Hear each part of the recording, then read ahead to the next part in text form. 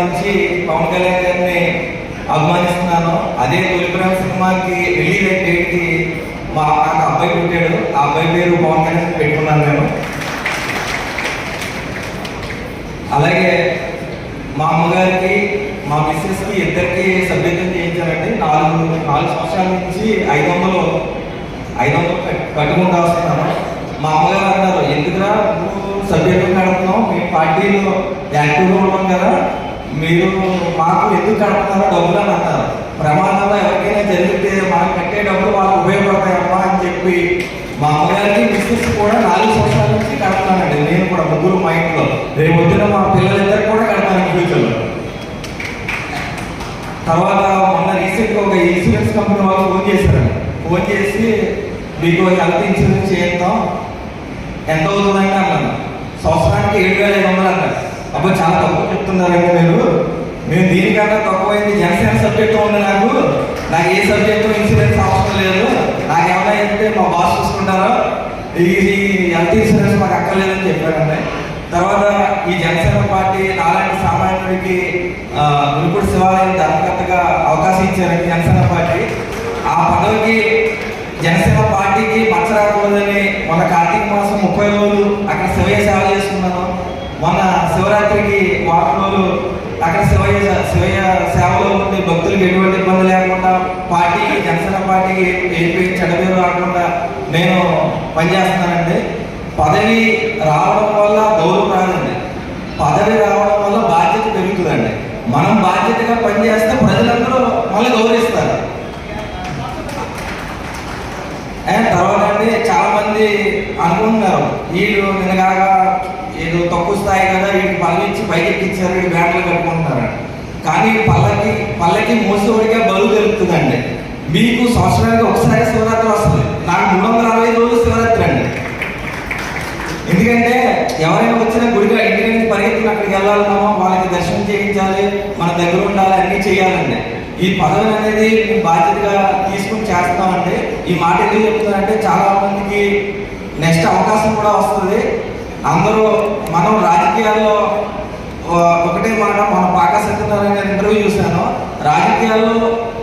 రాజకీయ నాయకుడికి ఏముండాలంటే ఓపిక సహనం ఉండాలని పాక సత్యనారాయణ గారి ఇంటర్వ్యూ చూశాను. చాలా బాగా చెప్పారు.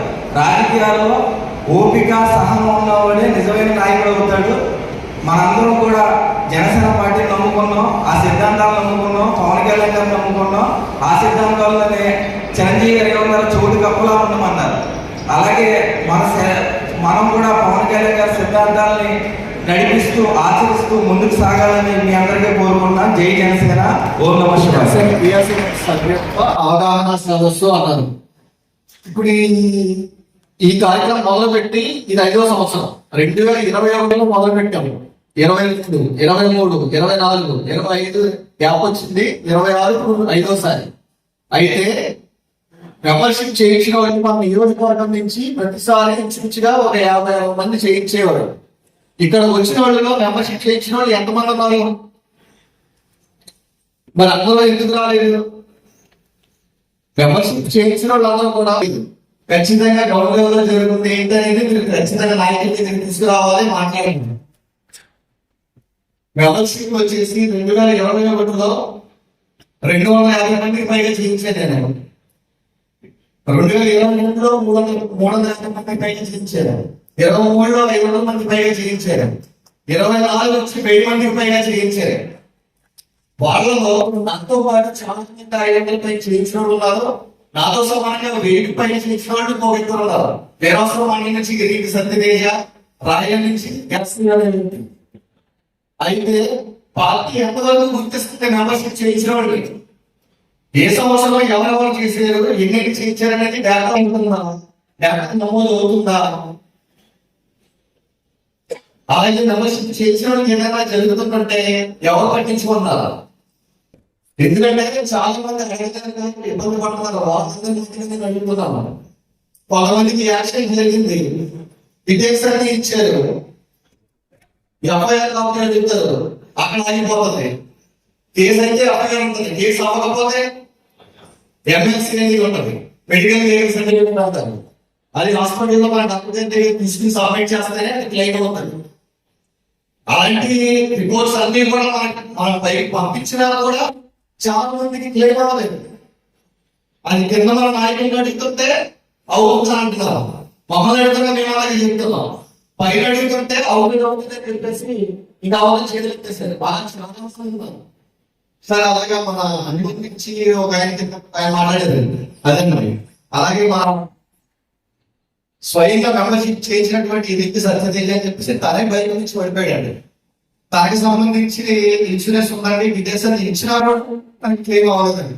1000 మందికి చేయించిన వ్యక్తికి తనకే అవ్వకపోతే ఎంత 999 మందికి తన ఏ క్లెయిమ్ చేయించినా కానీ దీన్ని ఖచ్చితంగా మనం పట్టించుకోవాలి సార్.